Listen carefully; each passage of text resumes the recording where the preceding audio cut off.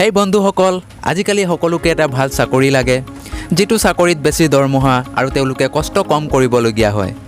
কিন্তু এনেকুৱা চাকৰি কেৱল আমি সপোনতে ভাবিব পাৰোঁ, কিয়নো যিকোনো চাকৰিতেই আমি কষ্টটো কৰিবই লাগিব।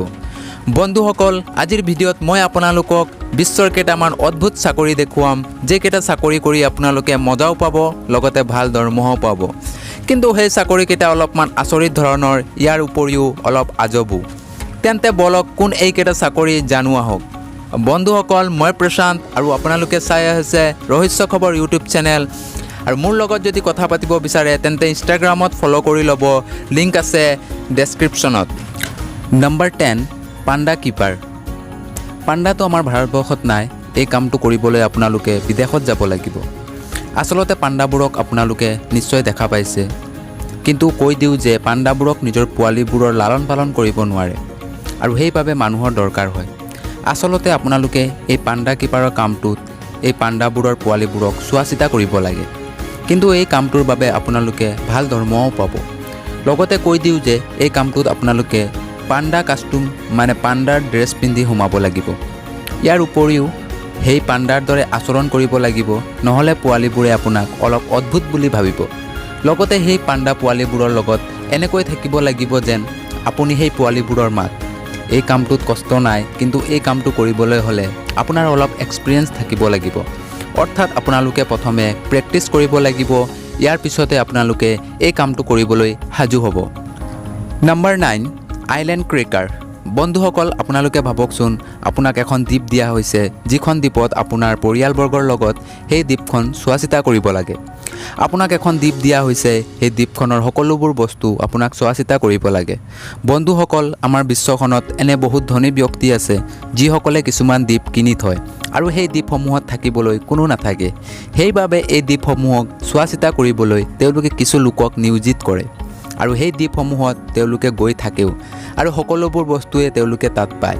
কিন্তু কেৱল আপোনালোকে সেই দ্বীপসমূহক সকলো বস্তু চোৱা চিতা কৰিব লাগে, আৰু এইটোৱে হ'ল এই চাকৰিটোৰ কাম। Number 8, sex toy tester.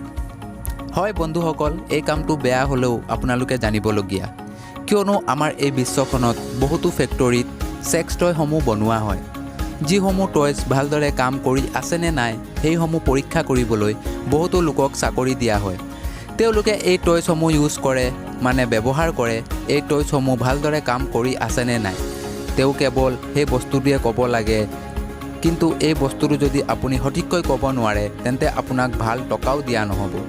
কি আচৰিত ধৰণৰ কাম নহয়নে? Number 7, food tester. এই কামটো হয় আপোনালোকে বিশ্বাস কৰিবই নোৱাৰে যে আমাৰ বিশ্বখনত খোৱাৰ বাবেও আপোনাক টকা দিয়া হ'ব। হয় বন্ধুসকল, বহুত ফেক্টৰীত বহুতো খোৱা বস্তু বনোৱা হয়। এই খোৱা বস্তুবোৰৰ ভাল নে বেয়া সেইসমূহ পৰীক্ষা কৰিবলৈ বহুতো মানুহক চাকৰি দিয়া হয়। সাধাৰণতে আপোনালোকে এই কামটোত খোৱা বস্তু খাই সেই খোৱা বস্তুসমূহৰ ভাল গুণ আৰু বেয়া গুণসমূহ উলিয়াব লাগে।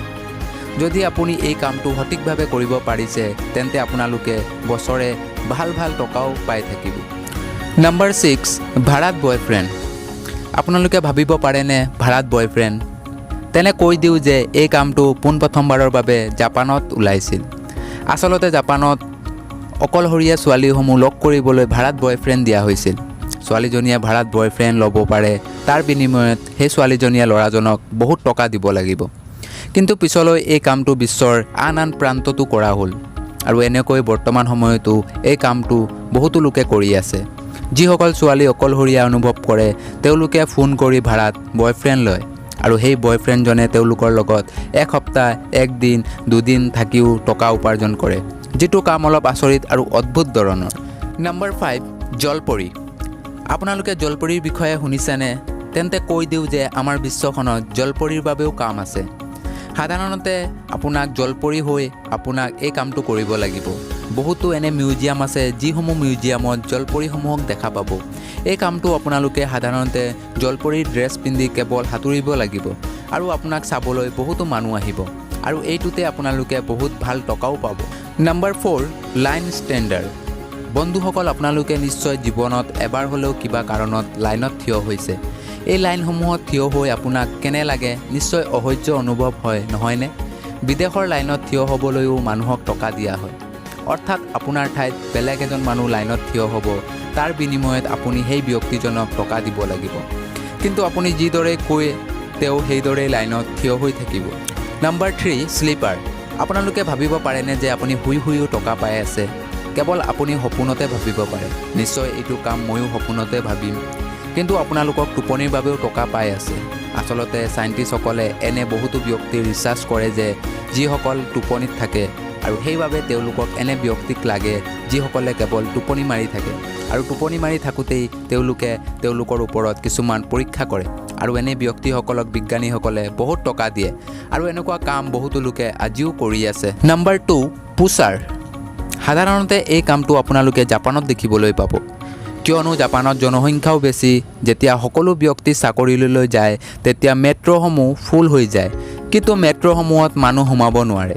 এই পুছাৰসমূহক টকা দিব পাৰে আৰু তেওঁলোকে আপোনালোকক ঠেলি হেঁচি এই মেট্ৰ'ৰ ভিতৰত সোমোৱাই দিব। আৰু এই কামটো আপোনালোকে জাপানত নিশ্চয় দেখাও পাব। Number 1, dog food tester.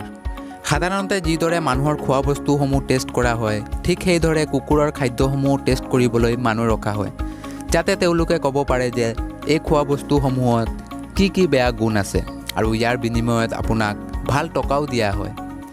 কি আচৰিত ধৰণৰ কাম আছে আমাৰ পৃথিৱীখনত, নহয়নে? তেন্তে বন্ধুসকল, কেনে লাগিল আজিৰ এই ভিডিঅ'টি নিশ্চয় কমেণ্ট কৰি জনাব। আশা কৰোঁ ভিডিঅ'টি চাই ভাল পালে তেন্তে পলম নকৰি চেনেলটো ছাবস্ক্ৰাইব কৰি লওক। আজিলৈ ইমানেই, ধন্যবাদ।